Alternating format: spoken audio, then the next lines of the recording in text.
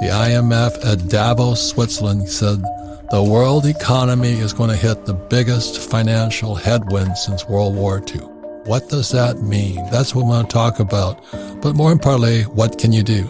Yeah. And we talked about it is, when you think about what are your assets today, if you're hanging out with idiots, you're probably an idiot.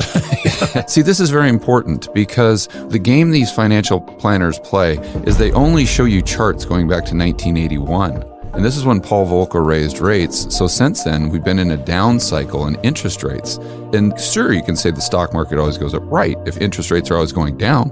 But what happens when interest rates start going back up? And usually the cycle is about 30, 40 years. So if you look at charts of the stock market going back to 1927 to 1980 or 81 adjusted for inflation, it was pretty much flat.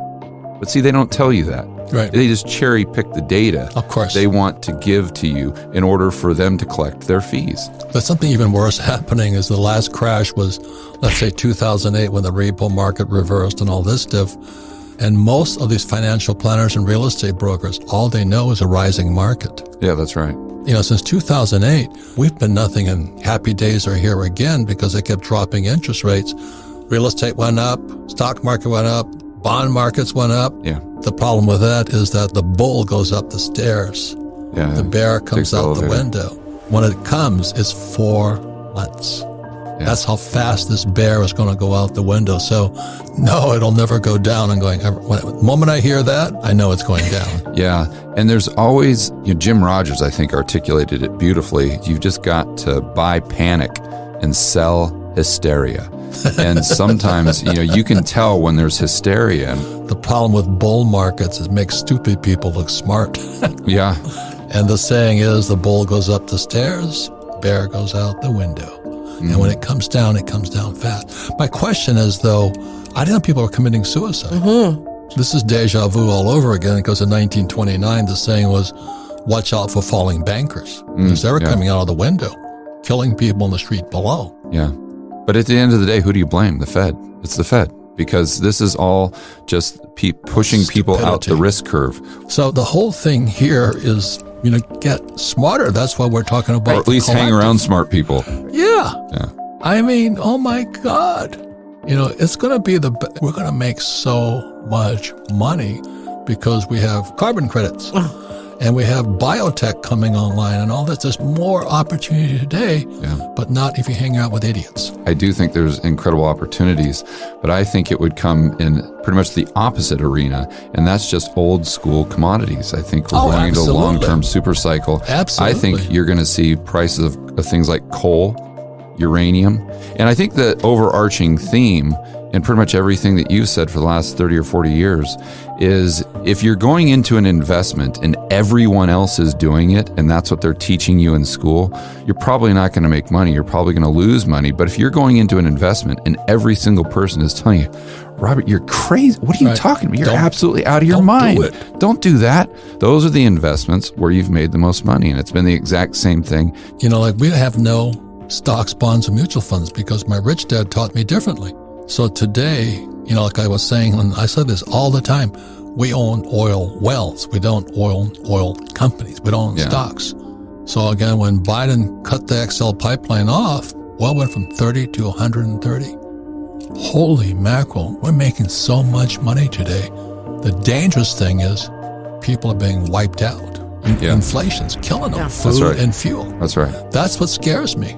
Yeah, but any intervention they have in a free market economy, it's always going to make things worse for the poor and middle class, whether it's through the insidious, invisible tax of inflation, or whether it's just propping up assets that are creating, these bubbles where people get completely wiped out and misallocation of resources and malinvestment. I mean, we've got to understand that central planning, or Marxism, as you always say, this is a very, very slippery slope. This is the road to ruin. Or as Jim Rogers says, this is the quick path to the poorhouse. We need to understand that free market capitalism is not perfect, but it's the best system we have to raise this standard of living for the poor and middle class. And we're going so Marxist. That's why so many kids, if I go to college, I'll be fine. That's what you got taught Marxism. They talk about tax the rich and all these other things they teach. But the thing that's frightening today is what Klaus Schwab is saying. Someday you'll own nothing and you'll be happy. Right. That's the abolition of private property, which is Marx. Yeah. And that's what they're teaching the kids. Absolutely. And the crazy thing is they're trying to use inflation as a reason to tax the rich. And it's just completely perverse because the way you solve consumer price inflation Produce more. is, like we were saying, by producing more stuff. And, if you're taxing all the people that are producing, are we going to have less stuff in the future? Are we going to have more stuff? No, but as you said, the money just moves. Yeah. Right? We move to where we're treated the best. Yeah. And inflation is the worst tax of all. And it just causes more people as we're going to shift to UBI, Universal Basic Income, and MMT, which is Marxism. Someday you'll own nothing and you'll be happy. The government will give you your money. I really want to beat this dead horse because I think it's important. Good. We are experiencing global consumer price inflation right now. Not just this is a huge, huge problem. Global crisis since World War II. Yeah, absolutely. And their solution is to do what? UBI. Let's give people more money. And let's restrict the supply of goods and services even further by making it harder for the producers to actually produce. So what they're doing, they're trying to sell this to the general public. The way we solve consumer price inflation is by creating more money and producing less stuff. It's the complete opposite. Yeah, we need less money and we need more stuff. When you give people money, does it increase the debt? It depends on how that money is generated. But I understand, but somebody's got to pay the piper in there.